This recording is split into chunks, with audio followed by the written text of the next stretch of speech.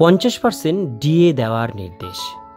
DA মামলার update 16/5/2025 পশ্চিমবঙ্গের কর্মীদের। এক মাসের মধ্যে 25% ডিএ পাবেন পশ্চিমবঙ্গের কর্মচারীরা। 16 মেতে কি আপডেট আসলো কোর্টের তরফ থেকে আজকে ভিডিওটির মধ্যে দিয়ে সম্পূর্ণ ডিটেলস তথ্যটা আপনাদেরকে জানানোর চেষ্টা করব। ভিডিওটির সঙ্গে থাকুন, ভালো লাগলে লাইক করুন, চ্যানেলে প্রথমবার হলে সাবস্ক্রাইব করে পাশের বেল আইকনটিকে বাজিয়ে রাখুন। তো চলুন ভিডিওটিকে শুরু করা যাক।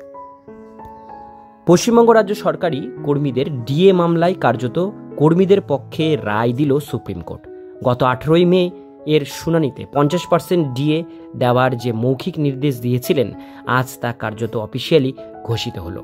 এই মুহূর্তে 50% মহার্ঘ ভাতা দেওয়া সম্ভব না হলে আপাতত 25% বকেয়া মেটানোর নির্দেশ দেন। আজ শুনানিতে কি হলো বিস্তারিত জেনে নিন। ডিএ মামলার পটভূমি। 2019 সালে পঞ্চম বেতন কমিশনের সুপারিশ অনুযায়ী 2009 সালের 1 জুলাই থেকে 2019 সালের 31 ডিসেম্বর পর্যন্ত বকেয়া ডিএ প্রদান করার নির্দেশ দিয়েছিল কলকাতা হাইকোর্ট। তবে রাজ্য সরকার এই রায়কে চ্যালেঞ্জ করে সুপ্রিম কোর্টে স্পেশাল লিভ পিটিশন দায়ের করে। এই মামলার শুনানি বারবার স্থগিত হলেও 16 মে 2025 সুপ্রিম কোর্টে একটি সন্তোষজনক শুনানি অনুষ্ঠিত হয়। West Bengal DA case update. শুনানির তারিখ ও সময় 16 মে 2025 সকাল 11:10। বিচারপতি সঞ্জয় করল ও বিচারপতি সন্দীপ মেহতার বেঞ্চ। শুনানির স্থান সুপ্রিম কোর্ট, কোর্ট নম্বর 14 ও 61 নম্বর কেস। শুনানির গুরুত্ব। মামলাটি টপ অফ দ্য বোর্ড হিসেবে তালিকাভুক্ত ছিল, যা দ্রুত শুনানির ইঙ্গিত দেয়। উভয় পক্ষের বক্তব্য। রাজ্য সরকারের পক্ষ বর্ষিয়ান আইনজীবী অভিষেক মনু সিবিং ভিডিও কনফারেন্সের মাধ্যমে রাজ্য সরকারের আর্থিক সংকটের কথা তুলে ধরেন। কর্মচারী সংগঠনগুলির পক্ষ। কর্মচারী সংগঠনগুলির আইনজীবীরা রাজ্য সরকারের বিরুদ্ধে হাইকোর্টের রায় বাস্তবায়নের দাবি জানান।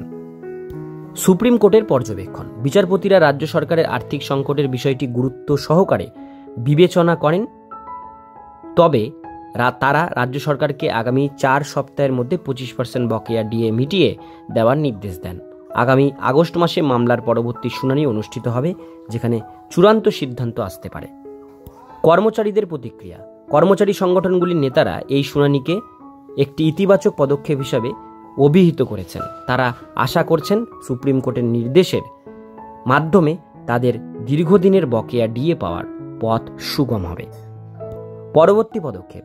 আগামী 4 সপ্তাহে রাজ্য সরকারের 25% বকেয়া ডিএ মিটিয়ে দেওয়ার চেষ্টা করবে। আগামী আগস্ট মাসে মামলার পরবর্তী শুনানি অনুষ্ঠিত হবে, যেখানে চূড়ান্ত সিদ্ধান্ত আসতে পারে। এই শুনানি রাজ্য সরকার কর্মচারীদের জন্য একটি আশার আলো হয়ে উঠেছে। তারা আশা করছেন সুপ্রিম কোর্টের নির্দেশের মাধ্যমে তাদের দীর্ঘদিনের বকেয়া ডিএ পাওয়ার পথ সুগম হবে।